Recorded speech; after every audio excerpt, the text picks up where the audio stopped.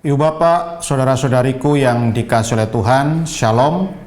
Selamat berjumpa kembali dalam Renungan Harian Katolik Paroki Tomang, Jakarta. Hari ini hari Kamis, tanggal 30 Oktober tahun 2025. Tema renungan kita hari ini adalah kita patut setia karena Kristus setia.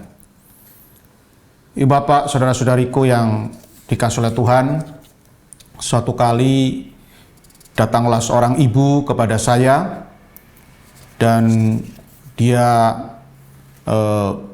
curhat ya, dia berkeluh kesah kepada saya karena anaknya yang tinggal dan bekerja di Amerika Serikat tampaknya tidak memberikan pendidikan iman Katolik yang cukup untuk cucu-cucunya ya, sehingga setiap kali berjumpa dengan cucu-cucunya ini tampak bahwa tingkah laku dan cara berpikir dari cucu-cucunya ini sungguh tidak sesuai ya, atau bertentangan dengan cara berpikir iman Katolik.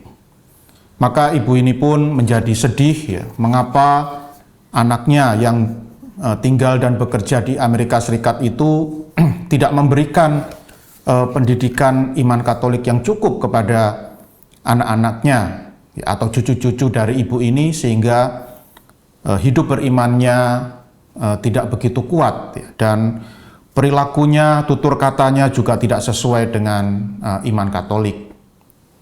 Padahal ya ibu ini bersharing bahwa sang anak itu bisa mendapatkan beasiswa untuk sekolah di Amerika Serikat, lalu juga mendapatkan pekerjaan yang baik di Amerika Serikat, kemudian memperoleh 2 anak yang lucu-lucu dan boleh hidup dalam situasi dan kondisi yang berkecukupan. Semuanya itu berkat doa-doa dari ibu ini ya. Jadi keberuntungan yang dialami oleh anaknya itu berkat doa-doa yang tekun dari ibu ini. Tetapi setelah semua kasih karunia yang diberikan oleh Tuhan itu ya diterima oleh sang anak, rupanya sang anak ini tidak mensyukurinya ya, sehingga anak-anaknya atau cucu-cucu dari ibu ini akhirnya tidak dididik atau dibesarkan dengan iman Katolik yang cukup sesuai dengan kehendak sang ibu ya. Maka kemudian ibu ini pun ya merasa gelisah dan cemas memikirkan cucu-cucunya yang ada di Amerika Serikat itu. Nah, Ibu Bapak, saudara-saudariku yang dikasihi oleh Tuhan, dalam Injil Lukas bab 13 ayat 31 sampai 35 yang dibacakan dalam perayaan Ekaristi hari ini, dikisahkan tentang seorang Farisi yang memperingatkan Tuhan Yesus untuk membatalkan perjalanannya menuju kota Yerusalem. Karena di kota Yerusalem, Raja Herodes sudah menunggu kedatangan Tuhan Yesus untuk membunuhnya. Ya, jadi orang Farisi ini ya memperingatkan Tuhan Yesus, sudahlah, jangan meneruskan perjalananmu ke kota Yerusalem, karena di Yerusalem ini Raja Herodes ya, yang membenci dirimu ya sudah menunggu-nunggu untuk menangkap dan membunuhmu. Jadi lebih baik balik ya, atau segera meninggalkan jalan menuju Yerusalem. Tetapi kita lihat Tuhan Yesus Kristus Sang Putra Allah ini, dia adalah pribadi yang sungguh sangat teguh dan setia pada kehendak Allah Bapa. Jadi meskipun ada peringatan seperti itu, Tuhan Yesus tidak mundur dan tidak takut, dan dia tetap setia, dia tetap teguh untuk menjalankan kehendak Allah Bapa dengan meneruskan perjalanannya masuk ke kota Yerusalem. Dan memang akhirnya terjadilah apa yang dikatakan oleh orang Farisi itu ya. Akhirnya kita tahu Tuhan Yesus akhirnya ditangkap dan akhirnya dibunuh, dipaku di kayu salib sampai menumpahkan darahnya ya, mati di kayu salib atas perintah Raja Herodes. Ya. Nah, Ibu Bapak, Saudara-saudari yang dikasihi oleh Tuhan, dari sikap Tuhan Yesus ini kita bisa tahu betapa teguhnya hati Tuhan Yesus untuk bertahan di dalam kasih-Nya. Ya. Seandainya Tuhan Yesus mendengarkan peringatan dari orang Farisi itu, ya, lalu dia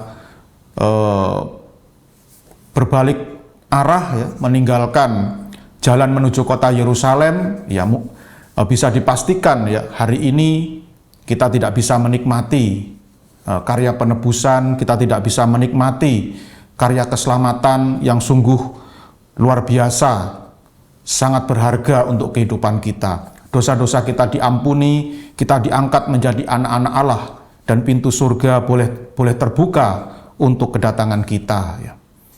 Seandainya Tuhan Yesus dulu tidak jadi masuk kota Yerusalem, ya entah bagaimana nasib kita ini, ya. Nah, kita akan sangat jauh dari yang namanya keselamatan.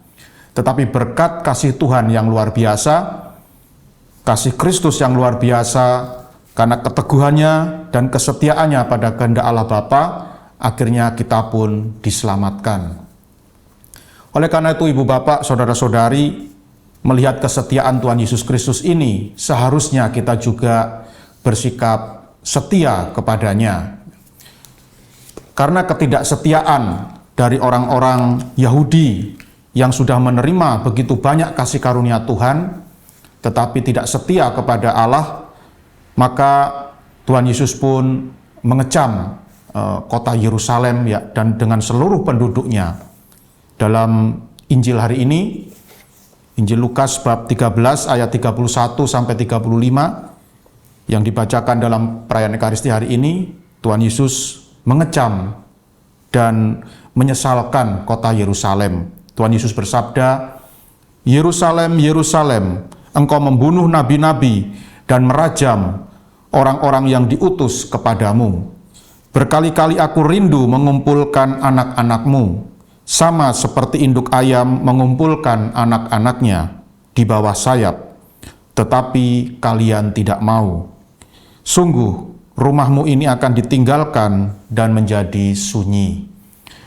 Ibu Bapak, Saudara-saudari yang dikasihi oleh Tuhan, sebenarnya kecaman Tuhan Yesus terhadap kota Yerusalem ini sebenarnya juga sebuah peringatan bagi kita. Ya. Sesungguhnya Tuhan Yesus selalu ingin menjalin relasi yang mesra, relasi yang dekat, relasi yang intim dengan anak-anak kita. Ya, jadi Bapak Ibu, saudara-saudari yang dikaruniai anak-anak, ya, entah itu hanya 1 atau 2 atau 3 atau 4 mungkin, ya itu tidak penting mengenai jumlahnya, ya. Tapi yang jelas Tuhan Yesus sesungguhnya Dia ingin sekali menjalin relasi yang mesra dengan anak-anak Anda. Ya. Tuhan Yesus sungguh sangat rindu untuk menjalin relasi yang dekat dengan anak-anak Anda. Tetapi seringkali kita sebagai orang tua justru tidak membawa atau tidak memberikan kesempatan kepada anak-anak kita, ya, kepada anak-anak Anda untuk dekat dengan Tuhan, ya.